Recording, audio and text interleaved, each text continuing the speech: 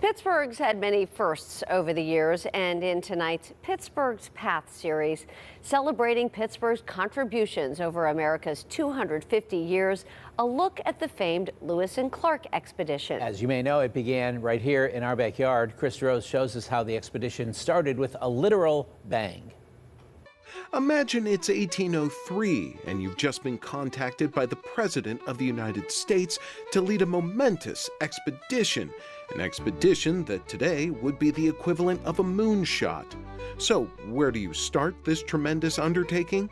Andy Masick, the president of the Heinz History Center, says, why Pittsburgh, of course. Pittsburgh was the gateway to the West.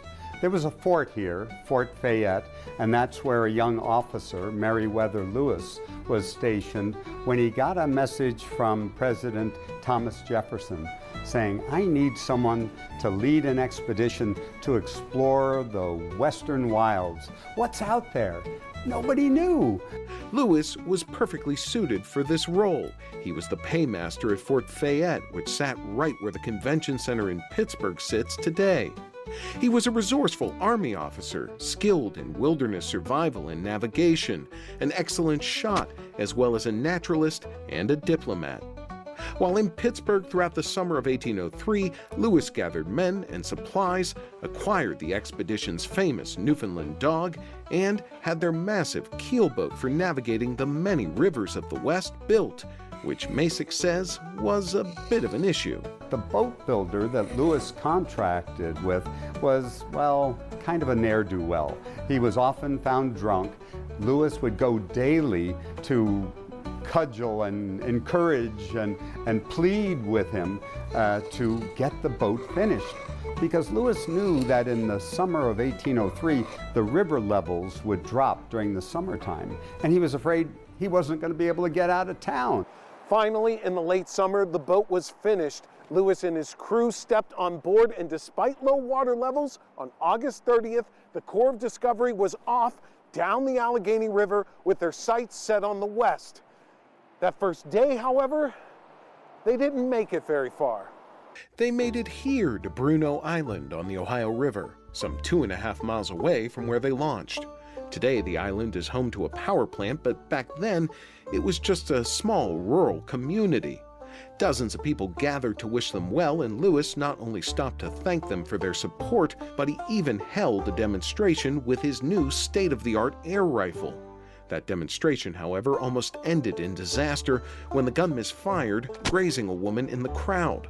Luckily, that woman recovered, and the Corps shoved off yet again, only this time to face that challenge that Lewis had been fearing for months, the low water levels in the river. They go 500 yards and get stuck on a sandbar. They had to unload the 10 tons of supplies with ropes, pull the boat over the sandbar, then reload the supplies from shallow draft canoes and pirogues, and then shove off again. Well, this happened 3 times. They got stuck 3 times before they got to McKee's Rocks, where Lewis made the first entry in his now famous Journals of Lewis and Clark, said, men exhausted, gave them each a dram of whiskey and put them to bed. The journey, of course, would continue on the next day, and for 2 more long years. Lewis would eventually meet up with his co-captain, William Clark, and together with some 30 others, they made it to the Pacific Ocean and back, mapping and exploring much of what is today the upper portion of the American West. Masick says the journey the Corps of Discovery made can't be overstated enough because of the impact their expedition had on the country, and it all started right here along the banks of the Allegheny. Pittsburgh was considered by Thomas Jefferson and Meriwether Lewis to be the gateway to the West.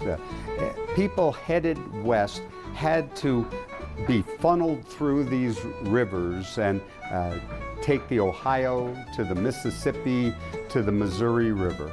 And that's what Lewis did. He charted that course that tens of thousands, hundreds of thousands of westering Americans followed in the years that came after. So this begins the great westward movement for America. For KDKA-TV News, I'm Krista Rose. Watch for our America's 250 Pittsburgh's Path series every Friday through the 4th of July as we celebrate America's 250th anniversary.